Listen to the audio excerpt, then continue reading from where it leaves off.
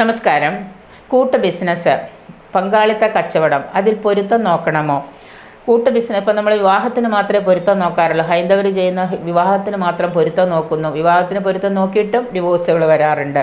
ഇപ്പോൾ ഇവിടെ വേദ നക്ഷത്രങ്ങളൊക്കെ തമ്മിൽ ബിസിനസ് ചെയ്താൽ ബിസിനസ് പൊളിഞ്ഞ് പൊട്ടിപ്പാളീസായിപ്പോൾ. അപ്പം കൂട്ടു ബിസിനസ്സിൽ പൊരുത്തം നോക്കണമോ? 2 പേരോ 3 പേരോ തമ്മിൽ ചെയ്യുന്ന ബിസിനസ്സിൽ നിങ്ങളുടെ പൊരുത്തം നോക്കിയിട്ട്, അത് ചിലപ്പോൾ ഒരുമിച്ച് പുരുഷന്മാരാവാം, സ്ത്രീകളാവാം, സ്ത്രീയും പുരുഷനും ആവാം.